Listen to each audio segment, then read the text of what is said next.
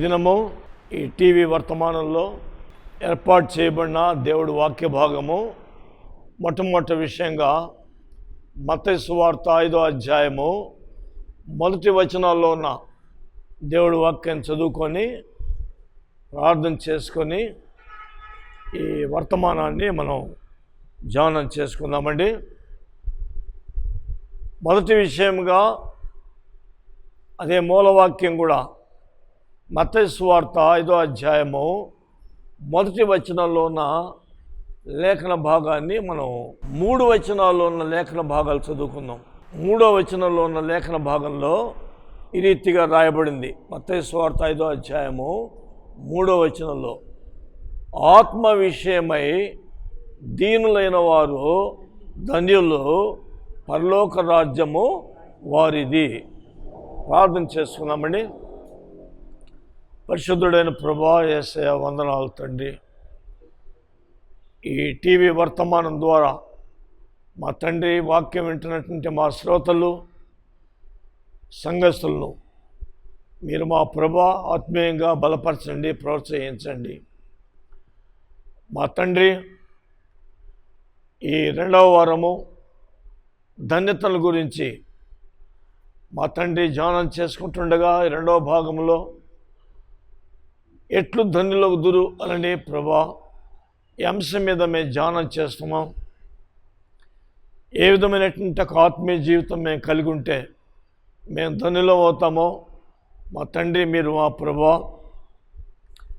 ఈ వాక్యం ద్వారా మాతో మాట్లాడి బలపరిచయ్యా. మా శ్రోతలందరినీ కూడా దీవించి ఆశీర్వదించండి.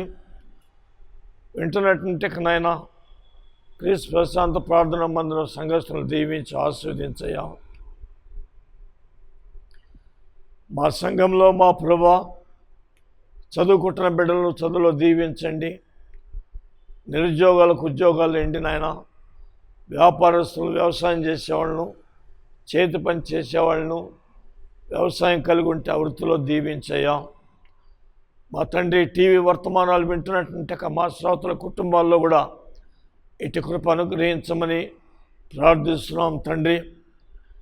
యేసయ్య ఈ టీవీ వర్తమానం బోధించటకు స్పాన్సర్ చేసినటువంటి దాసరాలు జయశీలాను జ్ఞాపకం చేసుకోండి. దాసరాలు జీవించేంతకాలం ఎలాంటి అనారోగ్యం లేకుండా ఆరోగ్యంగా నడిపించమని దాసుల యొక్క ప్రార్థన, మీ దాసరాల యొక్క కోరిక ఏంటున్నది. అటు కృప అనుగ్రహించయ్యా. ఈ జేఎస్ టీవీ చైర్పర్సన్ బద్దబాస్ గారిని కుటుంబాన్ని దీవించయ్యా. ఈ టెక్నీషియన్ తమ్ముడు మహేష్ను కుటుంబాన్ని దీవించయ్యా. వింటున్నటువంటి శ్రోతలందరి కుటుంబాలను పేరు పేరు వరుసన దీవించి ఆస్వాదించండి. అనారోగ్యంగా ఉన్న వాళ్లకు మంచి ఆరోగ్యాలు ఇస్తూ నడిపించమని, మీ కార్యములు జరుగుతున్నప్పుడు సాతాను అదృశ్యంగా అంతరాయం కలిగించేదానికి ప్రయత్నిస్తుంటాడు.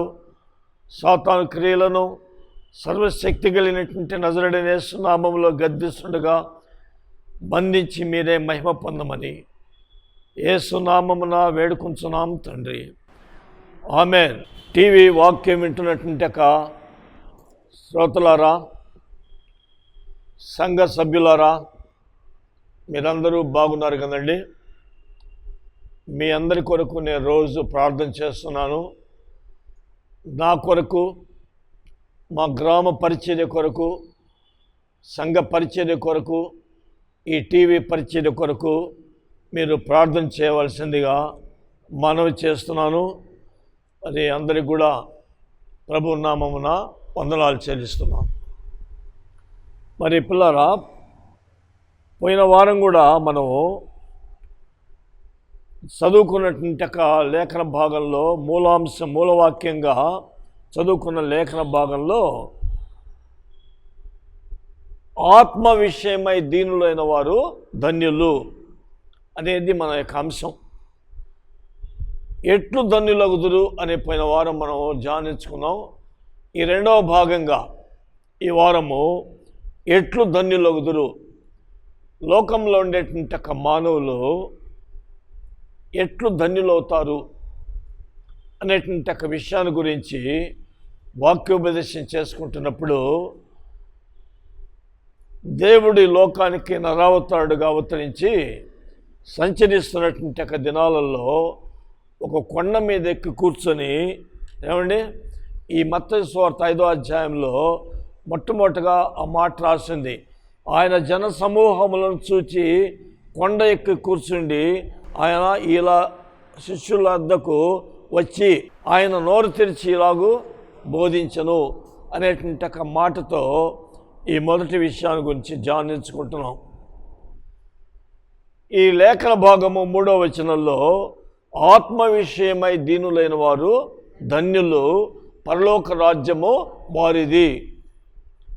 ఏ సోదరుడు ఏ సోదరి ఈ లోకంలో మరణించిన తర్వాత నా ఆత్మ ఏమవుతుంది అనేటువంటి ఈ విధమైనటువంటి దీనత్వము ఏమంటే దీనులుగా ఉన్నట్లయితే వాళ్ళు ధన్యులు అవుతారని యేసుక్రీస్తు ప్రభువారు ఈ రీతిగా చెప్పున్నాడు.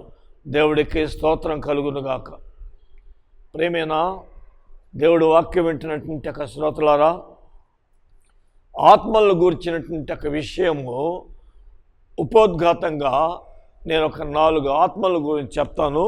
దేవుడు వాక్యంలో రాయబడిన విషయాలు. ఆత్మలు 4 రకాలు. ఒకటి దేవుని ఆత్మ, రెండవది మానవాత్మ జీవాత్మ, మూడవది దేవదూతల యొక్క ఆత్మ, నాలుగవది దురాత్మ. ఈ విషయాన్ని వింటున్న శ్రోతలు జాగ్రత్తగా జ్ఞాపకం పెట్టుకోవాల్సిందిగా నేను మనవి చేస్తున్నా. మరి పిల్లరా, ఈ ఆత్మలు గూర్చినటువంటి జాగ్రత్త అనేది ఈ లోకంలో జీవిస్తున్నప్పుడు మనకు అవసరం. మరి ఈ రెండవ విషయాన్ని గురించి దేవుడు వాక్యాన్ని మనం గమనించినట్టయితే ఈ దేవుని యొక్క ఆత్మ, ఈ మానవుల యొక్క ఆత్మను గురించినటువంటి ప్రస్తాపన తేటగా అక్కడ మనం చూడగలుగుతాం. చదువుమా. ఆదికాండము 2వ అధ్యాయము 7వ వచనంలో మా సంఘ సభ్యురాలు సోని దేవుడి వాక్యాన్ని చదువుతుంది.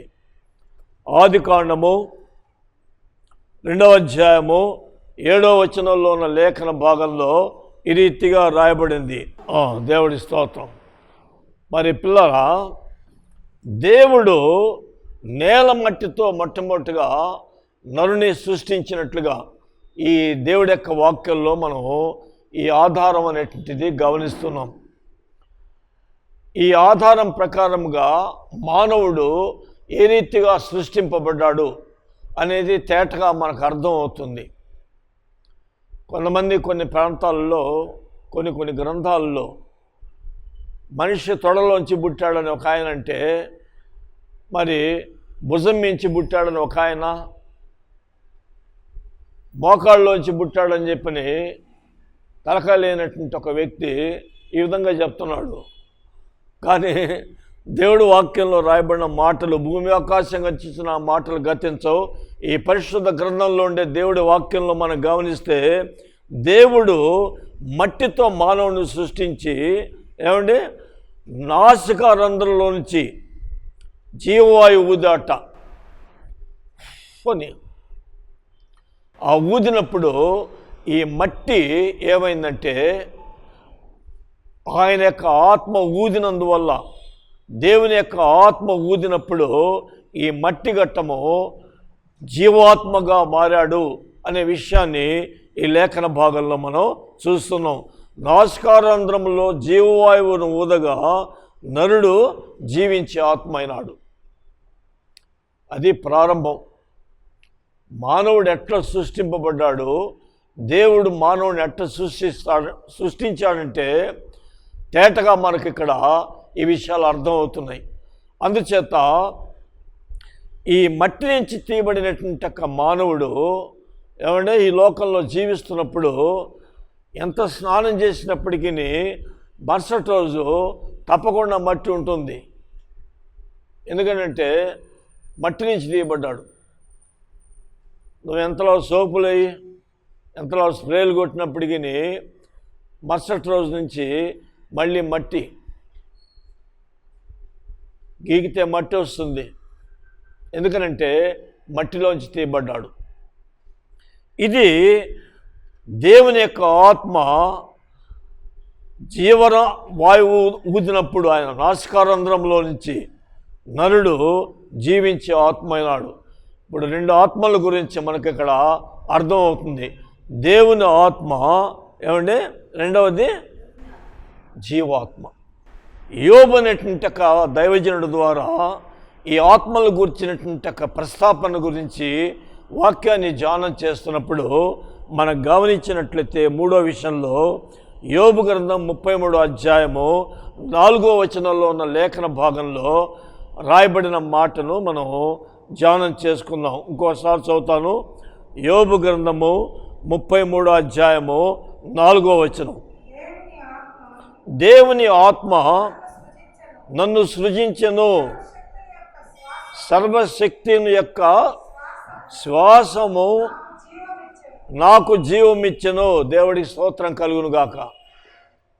మానవుడికి జీవమిచ్చింది దేవుని యొక్క ఏందనమా శ్వాస. ఆయన శ్వాస. ఆయన మరి ఈ రీతిగా ఊదాడు. ఆయన మనల్ని మట్టిలో ఆ మట్టి బొమ్మ మనిషి అయిపోయినాడు. అంత గొప్ప దేవుడు చూడండి.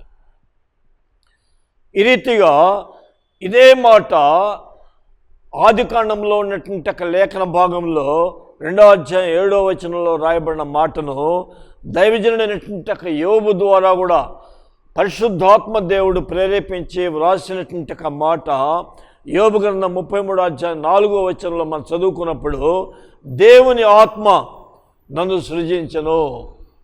మానవుడిని ఎవరు సృజించారండి? దేవుని యొక్క ఆత్మ. ఈ దేవుని యొక్క ఆత్మ మనం సృజించినందువల్ల మనం నడవగలుగుతున్నాం, మనం మాట్లాడగలుగుతున్నాం, మనం మరి జీవిస్తున్నాం అనే విషయాన్ని మనం ఈ లేఖన భాగం ద్వారా అర్థం చేసుకోవలసినటువంటి ఒక ఆత్మీయ విషయం. దేవుడి స్తోత్రం. లేటెస్ట్గా గొప్ప గొప్ప మేధావులు బయలుదేరారు. సైంటిస్టులుగా ఉండటం తప్పని నేను చెప్పను. మేధాశక్తి పెంచుకుంటే మంచిది. సృష్టికి ప్రతి సృష్టి చేయాలనేటువంటిది అది వాళ్ళ యొక్క అహంభావమో మూర్ఖం అవుతుంది. ఏమండి, సృష్టికి ప్రతి సృష్టి చేయాలంటే అది మానవుడి వల్ల కాదు. ఒక ఉదాహరణ చెప్తా. ఒక వ్యక్తి ఇక కొంతసేపట్లో చచ్చిపోతాడనగా ఐస్ బాక్సులు పెట్టారట. ఆక్సిజన్ అంతా పెట్టి జరిగినటువంటి ఒక సంఘటన. డాక్టర్లు చెప్పారట, ఇంక ఈ వ్యక్తి చాలాసేపు బతకడు, ఇతను త్వరగా చచ్చిపోతాడని. ఈ మేధావులైనటువంటి ఒక సైంటిస్టులు ఏం చేశారంటే, ఈ ప్రాణం ఎట్లా పోతుంది చూద్దామని ఒక బాక్స్లో పెట్టి మళ్ళీ ఆ వ్యక్తికి ఆక్సిజన్ ఊపిరాలు పీల్చుకోవడానికి, ఊపిరి వదిలిపెట్టేదానికి టైం అయిపోయింది. టప్పని పగిలిపోయిందట గ్లాస్ ఒకటి. జరిగిన విషయం చెప్తున్నా. ఈ మేధావులైనటువంటి వాళ్ళందరూ కూడా పెట్టి చుట్టూ ఉన్నారు, కానీ ఆ ఆత్మ ఎట్టబోయిందో వాళ్ళకు తెలియలే. ఎందుకనంటే యోబు చెప్పినటువంటి ఒక మాటల్లో ఉన్న ఆత్మీయ సత్యం చూస్తే, దేవుని ఆత్మ నన్ను సృజించను. ఆ సృజించినటువంటి ఒక ఆత్మ సర్వశక్తిని యొక్క శ్వాస. ఆయన మనకు శ్వాస ఇచ్చాడు, ఆయన మనకు ఊపిరిచ్చాడు, మనకు జీవం ఇచ్చాడు, మనం నడిపిస్తున్నాడు అనే విషయాన్ని లోకంలో ఉండేటువంటి ఒక మానవులు ఈ విషయాన్ని తెలుసుకోవాలి. కొంతమందికి తెలియదు.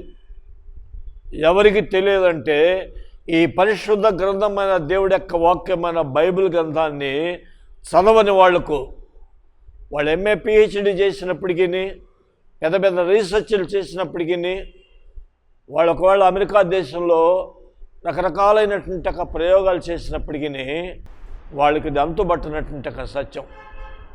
మానవుడి యొక్క జీవం అనేటువంటిది ఎట్టొచ్చింది, ఎట్లా పోతుంది అనే విషయాన్ని అర్థం చేసుకోలేనటువంటి ఒక పరిస్థితుల్లో ఈనాడు గొప్ప గొప్ప మేధావులు ఉన్నారు. అయితే దేవుడు తెలియచేసినటువంటి ఒక విషయాలు మాత్రమే భక్తుల ద్వారా వ్రాయబడిన ఈ బైబిల్ గ్రంథంలో మనం చదువుకొని మనం తెలుసుకోగలుగుతున్నాం. అంతే. మనమే మేధావులని కాదు, మనమే చాలా గొప్పవాళ్ళం అని కాదు. కాకపోతే ఏదో కొంతమంది చదివి ఉండొచ్చు, కానీ దేవుడి యొక్క జ్ఞానం అనేది దైవ గ్రంథం చదివితేనే అర్థమవుతుంది. అందుచేత పిల్లారా, ఈ మూడో విషయాల గురించి మనం ఈ లేఖన భాగాన్ని ధ్యానించుకుంటున్నప్పుడు జీవాత్మ, దేవుని ఆత్మ, ఏమండి జీవాత్మ అనని ఈ రెండు విషయాలు తేటగా అర్థమవుతున్నాయి. అటు తర్వాత దేవదూతల ఆత్మలు ఉన్నాయి.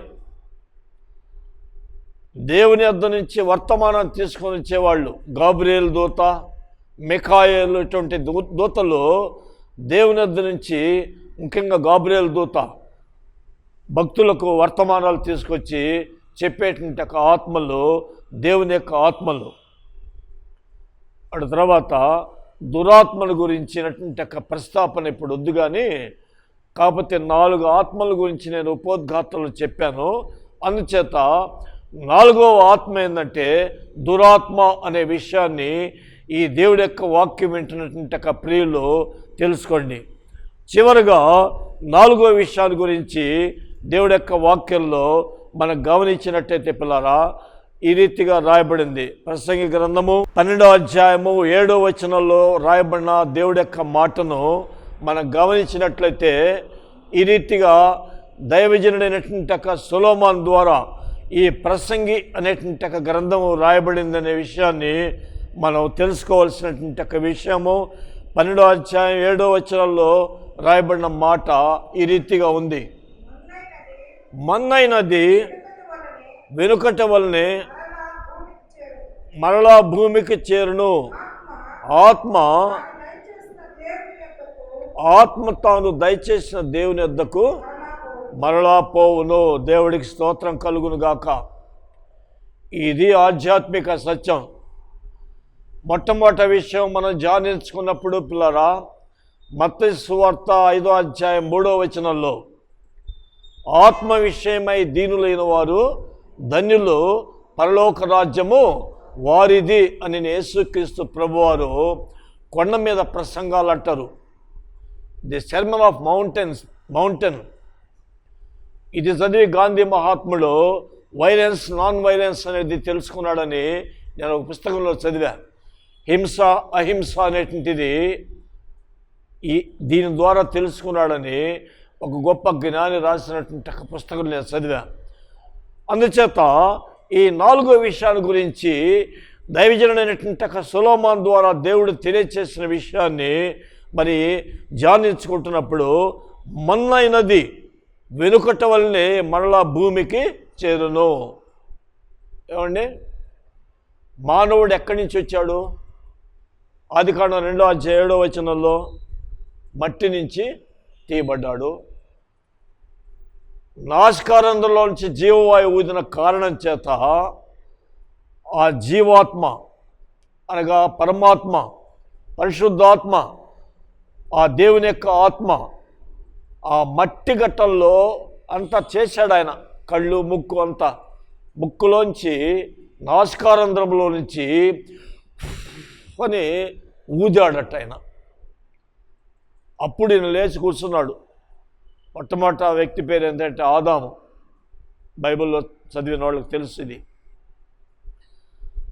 ఆ మట్టి నుంచి తీయబడినటువంటి మానవుడు ఈ చివరిగా మనం 4వ విషయాన్ని ధ్యానిస్తున్నప్పుడు మన్నైనది ఏమండి వెనుకట వలనే మరలా భూమికి చేరుతుంది. ఈ లోపల దేవుడి దయ వల్ల పుట్టినటువంటి మానవులు ఎన్నెందో చేస్తున్నారు స్వార్థం కోసం.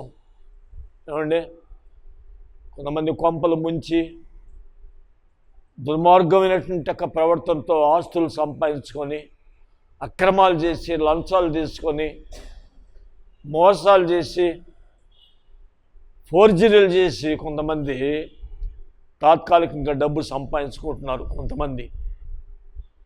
కానీ నా ఆత్మ ఏమవుతుంది, నేను మరణించిన తర్వాత నాకు ఒక ఆత్మ పెట్టున్నాడు దేవుడు.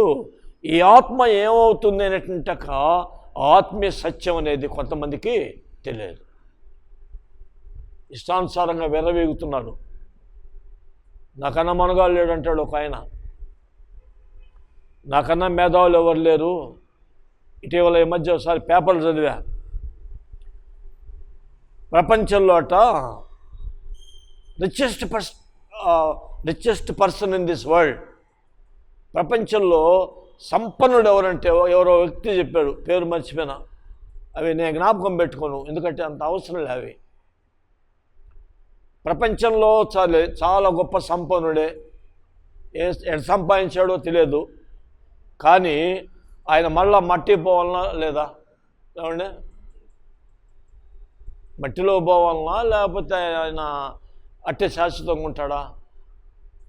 ఈ ఆధ్యాత్మిక సత్యం తెలుసుకున్న వాళ్ళు, ఆత్మ విషయమై ఎవరైతే దీనులు అవుతారో, నేను మరణించిన తర్వాత నా ఆత్మ పరలోక రాజ్యంలో దేవుడితో కూడా ఉండాలా, ఆ పరమాత్మతో, ఆ పరిశుద్ధాత్మ దేవుడితో, ఆ దేవుని యొక్క సన్నిధిలో మేము ఉండాలా అనే విషయాన్ని గురించి ఈ లోకంలో జీవిస్తున్నప్పుడు ఎవరైతే దీనులుగా, అయ్యా నేను మరణించిన తర్వాత నా ఆత్మను నువ్వు చేర్చుకో ప్రభు.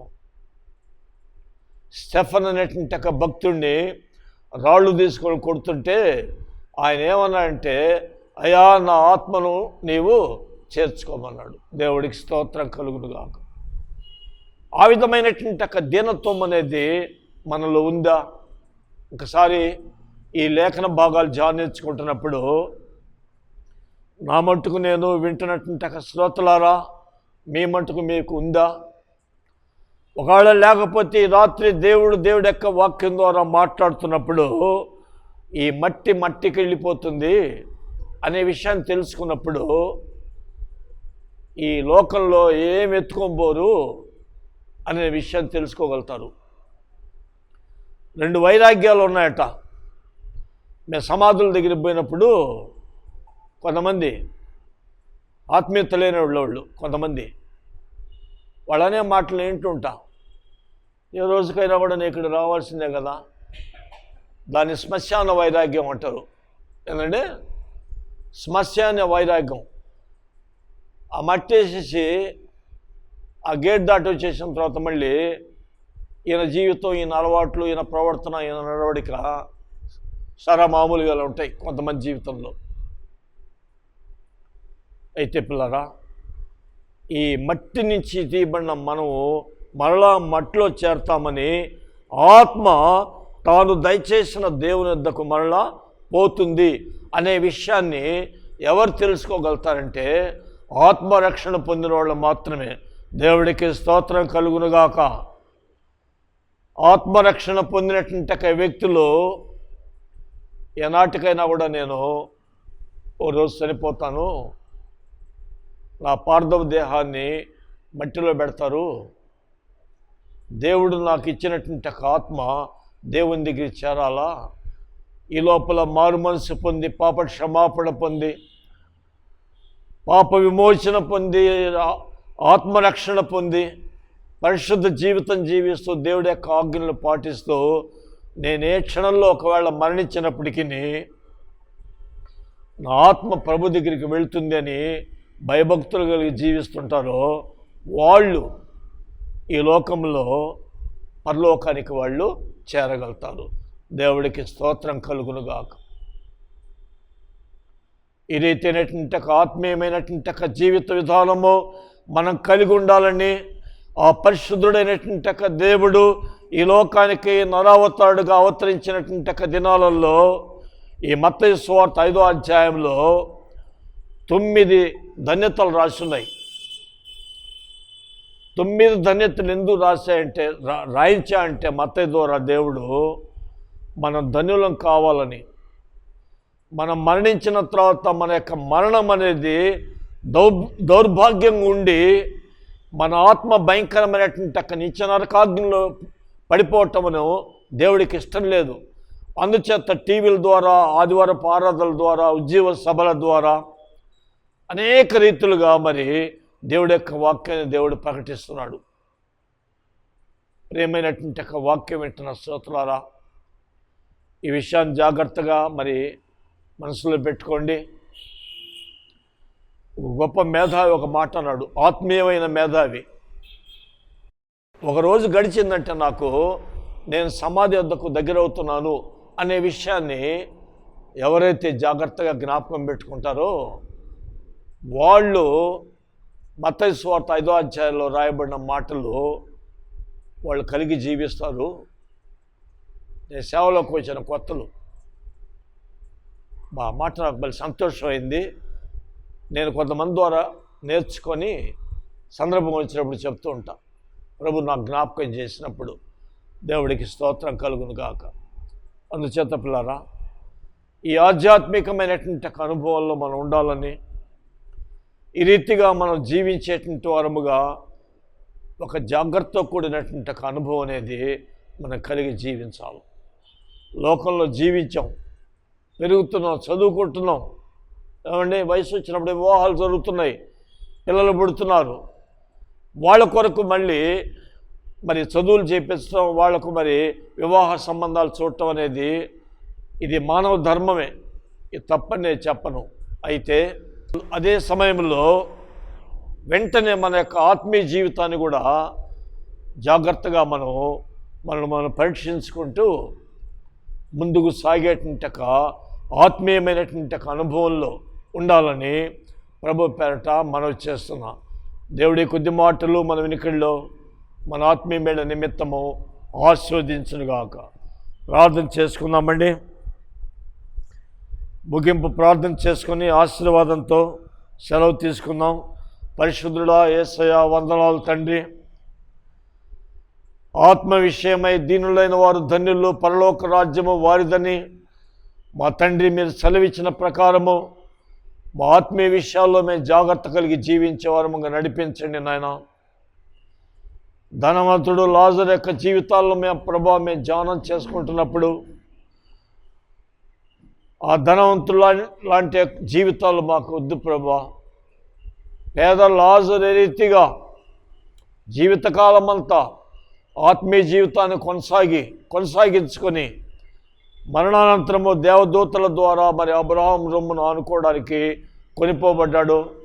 ఆ రీతి అయినటువంటి ఆత్మీయమైనటువంటి జీవిత విధానము వింటున్నటువంటి శ్రోతలకు, మా మందిరంలో ఉండే వాళ్ళందరికీ మీరు అనుగ్రహించండి నాయన.